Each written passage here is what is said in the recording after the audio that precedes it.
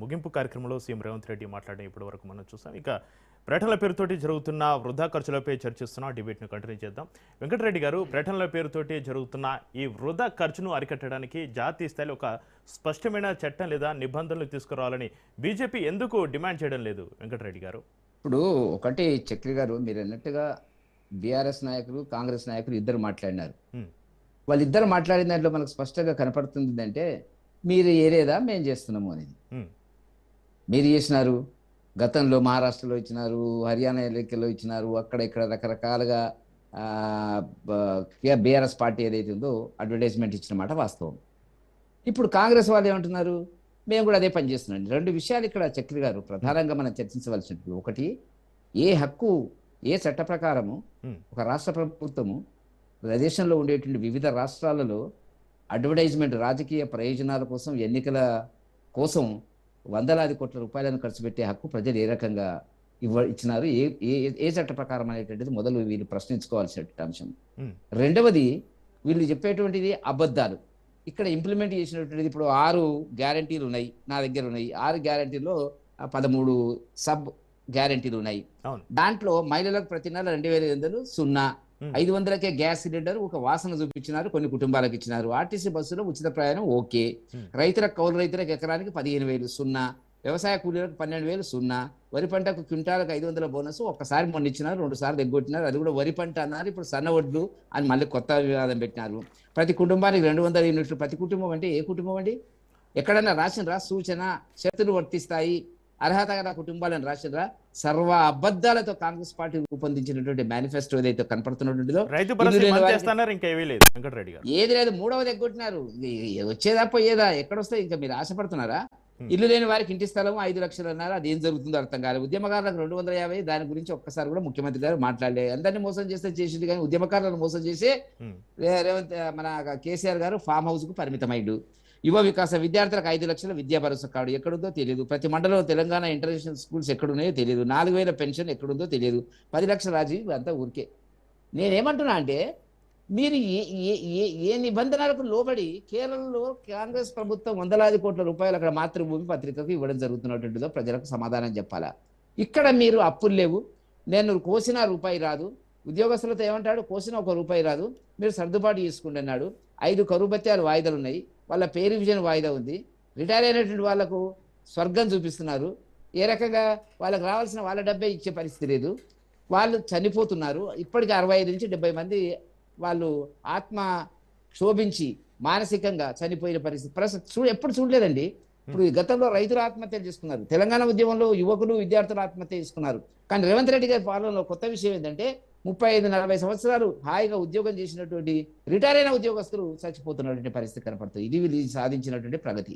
ఇప్పుడు ఏ రకంగా మీరు నెలకు 10,000 కోట్ల అప్పులు చేస్తే తప్ప మరి ప్రభుత్వం నిర్వహించే పరిస్థితి లేదు. వాళ్ళు అప్పులు చేసినారన్నారు, అప్పులు చేసిన సంగతి తెలుసు.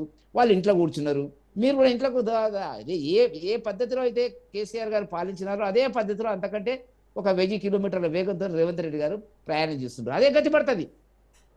ఎట్లా? ఏ గ్రౌండ్ అండి? మీరు రాజకీయ ప్రయోజనాల కోసం తెలంగాణ ప్రభుత్వం ఏం అవసరం ఉందండి కేరళలో మేము చేసినామని చెప్పడానికి? గత ప్రభుత్వం చేసింది ఇదే కదా. గత ప్రభుత్వం మహారాష్ట్రలో, హర్యానాలో అక్కడక్కడ పార్టీ స్థానిక సంస్థలకు వచ్చేటప్పటికి చేసింది. కాబట్టి ఈ 2 పార్టీలు మాట్లాడుతున్న దాంట్లో అర్థం లేదు. మేము చేయడం తప్పు, మన డబ్బును తీసుకెళ్లి, తెలంగాణ డబ్బును తీసుకెళ్లి ఇతర రాష్ట్రాల్లో ఖర్చు పెట్టడం దేనికోసం చేస్తున్నారు మీరు? ఒక ప్రాంతీయ పార్టీ, ఎట్లాగో బీఆర్ఎస్ ప్రాంతీయ పార్టీ, ఇది ఒక పెద్ద ప్రాంతీయ పార్టీ అయింది కాబట్టి వీళ్ళు ఖర్చు పెడుతున్నారు. కాబట్టి నేనేమంటున్నా అంటే, ఇక్కడ అనేక సమస్యలు, ఆర్థిక విషవలయంలో రాష్ట్ర ఆర్థిక పరిస్థితి చిక్కుకొని ఉంటే ఇవాళ మీరు చేస్తున్నది ఏంటి? దుబారా ఖర్చులు. ఇష్టం వచ్చినట్టు మంత్రులు ఖర్చు పెడుతున్నారు, ఇష్టం వచ్చినట్టు కార్పొరేషన్స్ అక్కడ పనే లేదు, కార్పొరేషన్లకు చైర్మన్లు ఇస్తున్నారు, డైరెక్టర్లు ఇస్తున్నారు, రాజకీయ ప్రయోజనాల కోసం ఇస్తారు. వాళ్ళు ఏం చేస్తారో తెలియదు, వాళ్ళ జీతం వాళ్ళకి వస్తుందో కూడా నాకు అనుమానము. కాబట్టి ఒకవైపున విద్యార్థులకు ఫీజు రియంబర్స్మెంట్ లేదు, ఆరోగ్యానికి సంబంధించిన నిధుల కేటాయింపు లేదు, రైతులకు వచ్చేటప్పటికి మొండి చేయి చూపించినారు, అప్పులు. వెంకటరెడ్డి గారు, కాంగ్రెస్ పాలిత కర్ణాటక ప్రభుత్వం ఇక్కడ ప్రకటనలు ఇస్తే తప్పుపడుతున్నారు, కానీ బీజేపీ పాలిత రాష్ట్రాలు, ఉదాహరణకు యూపీ ప్రకటనలు తెలంగాణ పేపర్లో వస్తే ఎందుకు మాట్లాడడం లేదు వెంకటరెడ్డి గారు? ఏం యూపీకి సంబంధించినటువంటి ప్రకటనలు తెలంగాణలో ఎన్నికల రోజు ముందు వెనక వస్తే వచ్చి ఉండొచ్చు, అది వేరే సంగతి. అదే యూపీకి సంబంధించిన డబ్బులు ఇప్పుడు పార్టీ పరంగా డబ్బులు ఖర్చు పెట్టుకోవచ్చు అండి. ఉమ్. ప్రభుత్వ డబ్బులు ఖర్చు పెట్టాలని ఇక్కడ లేదు కదా. వీళ్ళు పెడుతున్న ఖర్చు ఏంది? ఏ ప్రభుత్వం చేసినా తప్పేది. మేము పెట్టినటువంటి ప్రభుత్వ డబ్బుతో అడ్వర్టైజ్మెంట్లు ఇస్తే అది కూడా మనం ఆలోచించవలసినటువంటి అంశమే. Yes, yes. పార్టీ పరంగా మా దగ్గర డబ్బులు ఉన్నాయండి. పార్టీ పరంగా డబ్బులు ఉన్నాయి. ఆ రకంగా చేసి ఉండొచ్చు. ఉమ్. కాకపోతే ఇప్పుడు అంటే ఏంటంటే ప్రజల కేవలం సొమ్ము వృధా చేయలేదంటారా? ఎక్కడ చేసినా కూడా పార్టీ ఫండ్తో ఇచ్చుకోవచ్చు. ఏ పార్టీ అయినా ఇచ్చుకోవచ్చు. ఉమ్.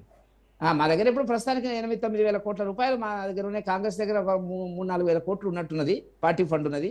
రకరకాలుగా డబ్బులు వచ్చినటువంటిది. సరే, దాని గురించి నేను చర్చకు పోను కానీ తక్కువ వచ్చిందా ఎక్కువ వచ్చిందా అనేటువంటిది. Okay. కాబట్టి రేవంత్ రెడ్డి గారు గతంలో హర్యానా ఎన్నికలప్పుడు ఇచ్చినారు, మహారాష్ట్ర ఎన్నికలప్పుడు ఇచ్చినారు. అవి అబద్ధాలు. మళ్ళీ అబద్ధాలు మరి చెప్పాలా? తెలంగాణలో ఇవ్వాలి కదా అదే అడ్వర్టైజ్మెంట్. మేము ఇవన్నీ ఇంప్లిమెంట్ చేసినాం 6 గ్యారెంటీలు అని చెప్పాలి కదా. అప్పుడు ప్రజలు ఏమంటారో తెలుస్తుంది కదా. కాబట్టి ఏదైనా కానివ్వండి ఒక విధి విధానం అంటూ ఉండాలిగా.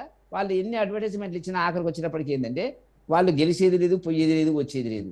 అడ్వర్టైజ్మెంట్ ప్రజలు, కేరళ ప్రజలు చాలా తెలివికల్లలు, మేధావులు. ఇక వాళ్ళకి తెలియదా ఏం జరుగుతుందో, ఆన్లైన్ లో జరిగినటువంటిది ఏం జరుగుతుందో అనేటువంటి విషయం తెలుసు. ప్రతిదీ కూడా సోషల్ మీడియాలో తెలిసిపోతుంది. తెలిసిపోతుంది. అభివృద్ధి చెందుతుంది, ఏ మీరు రాష్ట్ర పరిస్థితి అడ్వర్టైజ్మెంట్ ఏంటి, ఎవరు చెప్తారండి? ఇప్పుడు ప్రజలు ఎక్కడ గ్యారెంటీలు అమలు అవుతున్నాయి, ఎక్కడ అవడం లేదు. 99 రోజులు ప్రజాపాలన ప్రణాళిక ఏదో అని పేరు పెట్టినారు. 99 ఏందో లాజిక్ అర్థం కాలేదు నాకు. 100 అని పెట్టుకోవడానికి సెంటిమెంటల్ ఏందో నాకు ఉన్నటువంటిది. మీరు చేస్తే సరిగ్గా చేస్తే ప్రజలకు చెప్పుకోవాల్సిన అవసరం ఏముందండి? ప్రజలకు మీరు అడగండి పోయి ప్రజల్ని ఏం జరుగుతుంది అనేటువంటిది. ఇంతవరకు మీరే అన్నారు 3వ రైతు భరోసా ఎగ్గొట్టినారు. అవును. ఇంకా మీరు చేసేది ఏమో చెప్పండిగా. మీరు దాని మీద స్పష్టత ఉందా మీకు? నేను అంటున్నది ఏంటంటే రాజకీయ ప్రయోజనాల కోసం కాదు. ఇప్పుడు హైదరాబాద్ను మూసీ కింద మాట్లాడుతున్నారు. మూసీ కంపు ఏర్పడడానికి గతంలో పాలించిన కాంగ్రెస్ పార్టీనే కారణము. అది మొదలు మీరు చెప్పాల్సిన పరిస్థితి ఉంది. ఇవాళ మాట్లాడుతుంది. ఎవరు వద్దన్నారండి? దాని మీద ఒక డిపిఆర్ లేదు. ఏదో 13వ తారీఖు నాడు పవర్ పాయింట్ ప్రజెంటేషన్ ఇస్తామని అంటున్నారు. దానికి నిధులు ఎక్కడి నుంచి వస్తాయి? ఎవరి కోసం చేస్తున్నారు? అది ఏ ప్రయోజనాల కోసం చేస్తున్నారు? కాబట్టి కాంగ్రెస్ పార్టీ వల్ల చేస్తున్నటువంటిది ఏంటంటే తెలంగాణలో అభివృద్ధి బోర్డు, అభివృద్ధి మంత్రులతో ఏర్పాటు చేసినారు. అది దేనికోసం తెలుసా మీకు చక్రి గారు? ఇక్కడ డబ్బులు వసూలు చేయాలా? ఉత్తర భారతంలో వచ్చేటటువంటి అస్సాము, కేరళ, మరి బెంగాల్, ఇవి తమిళనాడు ఎన్నికల కోసం ఫండ్ క్రియేట్ చేసేటువంటి పద్ధతి లోపల ఇవాళ రేవంత్ రెడ్డి గారు తెలంగాణ సొమ్మును దోచి అక్కడ ట్రాన్స్ఫర్ బదిలీ చేస్తున్నటువంటి సందర్భాన్ని కనపడుతున్నటువంటిది. అందుకంటే వాళ్ళకి ఎక్కడ లేదు. కర్ణాటక ఇది 2 రాష్ట్ర ప్రభుత్వాలు వేయాలా, హిమాచల్లో కొంత ఇబ్బంది వస్తుంది వాళ్ళకి. కాబట్టి డబ్బును సమీకరించేటువంటి పద్ధతి లోపల ఇవాళ కాంగ్రెస్ పార్టీ ప్రజల డబ్బును దుర్వినియోగం చేసేటువంటి పరిస్థితి రావడం అంటే దారుణమైన అంశం కిందనే మనం పరిగణించవలసి వస్తుంది. ఇక్కడ సమస్యలు వీటికి పరిష్కారం ఏందో చెప్పండి. ఇక్కడ మీరు రిటైర్ అయిన వాడికి పెన్షన్ ఇవ్వనప్పుడు, పెన్షన్ బెనిఫిట్స్ ఇవ్వనప్పుడు మీ ప్రభుత్వం ఆర్థికంగా ఎక్కడుందో మీరు చెప్పాలి కదా జనానికి. ఏమైనా జరిగిందా? దేశంలో ఎక్కడ జరుగుతుందా? రిటైర్ అయిన ఉద్యోగస్తులను చచ్చిపోయేటువంటి పరిస్థితి చేస్తున్నట్టు దేశంలో ఎక్కడైనా జరిగితే చెప్పండి. మహారాష్ట్రలో మా పాలిత ప్రాంతాలలో, బీజేపీ పాలిత ప్రాంతాల్లో చచ్చిపోయినాయి చెప్పండి. డేటా తీయండి. మొత్తం డేటా ఉంటుంది కదా. కాబట్టి మీరు ప్రకటనలు, ప్రవచనాలు చెప్తున్నారు. ఏం చెప్తున్నారు? రేవంత్ రెడ్డి గారు బెల్లం లేని బూరెలు చేయడంలో నిష్ణాతుడు. ఉండదు. ఇప్పుడు కూడా మాట్లాడుతున్నారు, చూస్తున్నారు కదా మీరు. దాంట్లో ఉండదు, అమలు చేయడానికి ఏముండదు. మన మాట కారి మాట్లాడతాడు. కానీ ఎక్కడ దానికి 2 నెలలు మాట్లాడతావు, 2.5 సంవత్సరాలు అయింది. ప్రజలు ఎదురు చూస్తున్నారు ఏం జరుగుతుంది అనేటువంటి దాని కింద. వాళ్ళు గెలిచినామో సర్పంచులు అంటే దొంగ లెక్కలు చెప్పినారు. మున్సిపాలిటీలో 116 మున్సిపాలిటీ లోపల చక్రి గారు, మళ్ళీ చెప్తున్నా, శ్రీనివాస్ రెడ్డి గారు ఉన్నారు. 64 మున్సిపాలిటీలు మాత్రమే ప్రజలు స్పష్టమైన తీర్పు ఇచ్చినారు. ఒక పార్టీకి ఇచ్చినారు. అది కాంగ్రెస్కి ఇచ్చినారా, బీఆర్ఎస్కి ఇచ్చినారా? కానీ మిగతా 50 మున్సిపాలిటీలో ప్రజలు తీర్పు ఖచ్చితంగా ఇయ్యలేదు. అది చాలా ప్రమాదము. ప్రజలు ఇంకా గోడ మీద పిల్లలాగా చూస్తున్నారు. వాళ్ళు అన్ని 92 వచ్చినాయని చెప్పుకుంటారు. వస్తాయి. ఎక్స్ ఆఫీషో కొనడము, అమ్మడము, బెదిరించడము, బ్లాక్ మెయిల్ చేయడము 92 వచ్చింది. కాబట్టి ఇవన్నీ ఉన్నాయి ప్రజల ముందు. అసెంబ్లీ ఎన్నికలు వచ్చినప్పుడు ప్రజలు సరైన తీర్పు ఇస్తారని చెప్పి మేము భావిస్తున్నాం. రైట్. శ్రీనివాస్ గారు, గతంలో బీఆర్ఎస్ ఇతర రాష్ట్రాల్లో యాడ్స్ ఇస్తే తెలంగాణ ప్రజల సొమ్మును పక్కన